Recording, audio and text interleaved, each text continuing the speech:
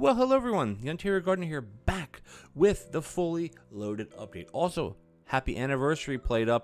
It's been just about 2 years since the game has been on full release.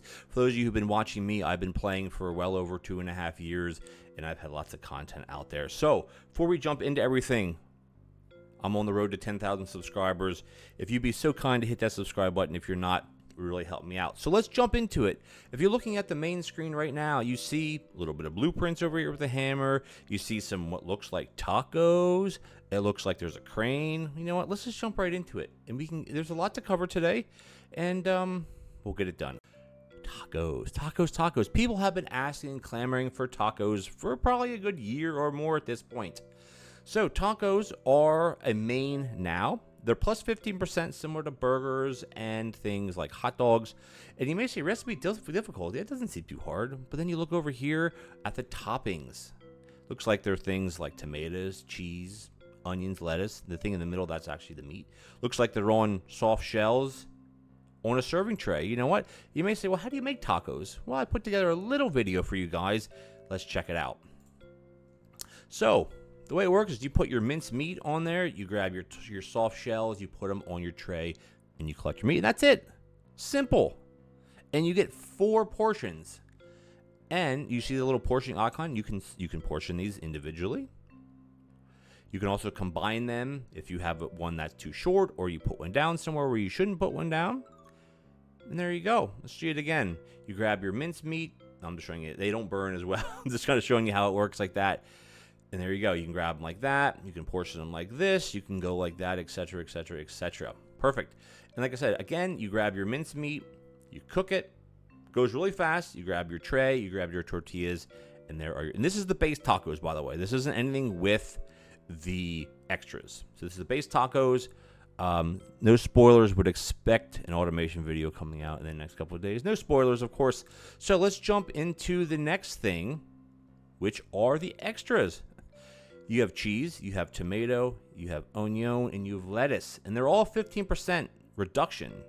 This is where things start getting difficult. You have your base meat, and say they want to have cheese, and they want to have tomato. And they could have all of them. They could have 1 or 2 or 3 of the 4.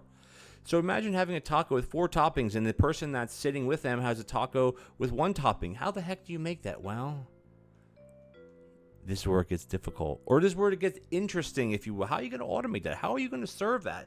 Because you're going to then have to do them individually. And how are you going to do that? Well, that's what makes the taco dish fun, easy to start, but also difficult if you choose to have these types of cards. Me personally, if you're running automation, fully automation by yourself, just do the basics. Or just take one of them. Similar like burgers. You could do burgers, fresh patties. You could have tomato. You could have cheese. You know, similar like that. You have all the different toppings, similar like salads as well. But this is really cool. This is what makes tacos fun and interesting. And who knows, down the line, they may add some more extras. Now, the next thing we're going to jump into, I have another video here, is what is being called the dish cabinet. And it does just that. This is going to be in your main lobby. This is part of the vanilla game. This right here will negate having you to have the starting meal selector mod on PC. On console, obviously, you don't have the mods. So, guess what? Now you can choose whatever dish you want. And right now, PlateUp has 15 dishes. Can you imagine that? 15? I think when I started playing, it had like 8. It's been crazy, the different upgrades. And you basically select it. It pops out just like that. In my hand, you place it on the table with your map selection. And there you go. So this is a great addition. Quality of life for sure that people have been wanting. Because they don't want to have to go through the tutorial, pick out what they want, blah, blah, blah. Now, anything that you have unlocked, by the way, will be there. If you haven't unlocked everything, those dishes won't appear. So you have to keep playing. If you're under level, I think, 15 or 16, keep playing to unlock all the dishes. So let's jump into the next thing here. Is going to be the next 2 little additions to the game. On the right-hand side are your takeaway bags or your leftover bags. And what they do, say you serve a group and you have leisurely eating. It takes forever for them to eat.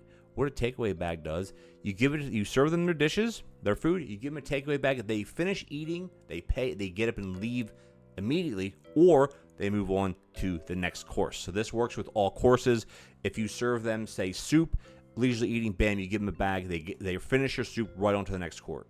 next course. So this is good definitely for things like leisurely eating. That's where I would use them. And they do work with the supply crates as well, similar to how the breadsticks and the candles work. They are table consumables, except you place them on the tables kind of afterwards, not before. But they're really, really good. Different than the flour that with is like you have your black flour from your flour pot. That makes them leave immediately, and you don't get any money for them. They don't eat, nothing. This, at least you're getting paid. And also, you can negate having leisurely eating. So leisurely eating isn't really a big deal anymore. The next thing on the left, this is what people are really, really excited for. This is a crane. You may say, well, how do cranes work? Guess what? I got a little video for us to watch on how cranes work. There we go. So you hold down your ping button. Console, PC, doesn't matter. You turn into this crane. You can pick up and you can move things. I'm actually moving myself, but now on PC here, I grab my mouse and it automatically attaches to my mouse. I don't do anything special. Bring your mouse into screen. You click once, it automatically grabs it. Left mouse button picks up, puts down. Right mouse button rotates. Now, the beauty behind this is because, well, Drag and Drop Designer and Prep Ghost have been mods for PC for quite a while now. But on console, you didn't have that. But now you do. You have both. And guess what? You don't need mods. So this brings even your PC experience back to more of a vanilla, which is good. A lot of people don't like playing with a lot of mods. I don't like playing with a lot either. So now this gets rid of your Drag and Drop Designer. This gets rid of your Prep Ghost. And it brings those two things specifically to console as well, which is really, really great. And you can see hey, you know what? I may even end up using the mouse more because it seems more vanilla. It's not another mod I have to pick up that can break after every update, etc., etc., etc. This is me setting up a restaurant, just showing you how it works, and this is setting up for doing the tacos themselves. So let's jump back to the main screen. There we go. Sorry. Back to the main screen. So I just want to go over a couple other minor updates. Some are good, some are not. Well, I shouldn't say that. Some are good, some are very good, and some are very interesting. They're all good, I should put it that way. One other thing is now everything that has a research cycle to it, or that could be cycled, now cycles without a mod. Right now, tables and mops, those are the only things that didn't cycle. Guess what? Now they cycle in the base vanilla game. No mods needed. So now everything, your bins, your sinks, your tables, your mops, your whatever else, your hobs, your mixers, everything, they all have their research cycle to them just by researching them again and again. The next thing is going to be your statistics room, where it has your level and stuff like that. Unlocks at level 4 instead of level 6. The game's wiki, as well as the Discord links where supported, are available within your main menu as well. Also, your customer orders have had their size increased, because if you have an order that has a lot of different things, sometimes it's hard to see, especially if you're playing on a smaller screen or a smaller monitor. Those have been changed. And then the other one, which I'm not going to go into too much detail, I want you guys to figure this out yourselves, is called self-service splits. It should almost be called self-service portioning. So anything that can be portioned without a plate, customers will auto do it. So say you have a group that has soup. They order 3 soups. You take your pot of soup, you place it on the table, they'll serve themselves. Or if you have it sitting on a conveyor belt, a grabber, or a teleporter next to the table, they will auto serve themselves. Now side dishes work the same way. So say mashed potatoes, your broccoli, your bamboo, etc. You place it on the table, they take it themselves. You have it on a conveyor belt or grabber or teleporter next to the table, it automatically will take their own sides. So that was a little bit, I'll give you some inside information. That was a little bit of a tweak that happened when this build was happening.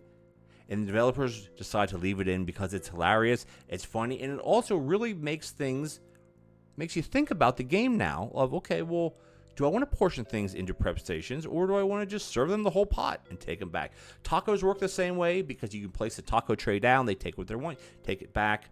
It's technically not a plate because it's something that you don't portion onto a plate. Tacos don't take plates, by the way, just a full FYI with that. I mentioned it earlier. But also it works with cakes, brownies, cupcakes, and what's the other one? Donuts, it wouldn't work because you have to do them individually. But anything that can be portioned without a plate, like your desserts, can be done this way. So that is the update, everybody. There's a lot of other bug fixes, little things, nothing that's too important. You can check those out in the patch notes when they come up. But anyway, guys, if you enjoyed this update video, please consider leaving me a like as well as a comment. Would be much appreciated. And if you're enjoying PlateUp, my PlateUp videos, or any other videos on my channel, hit that subscribe button, tick the bell notification icon so you don't miss any future episodes. We're on the road to 10,000, everybody. So if you're new to the channel, hit that button. It would really help me out. And also, if you made it this far, expect some automation and some gameplay videos coming out in the very, very, very near future. And as always, guys, catch you next time.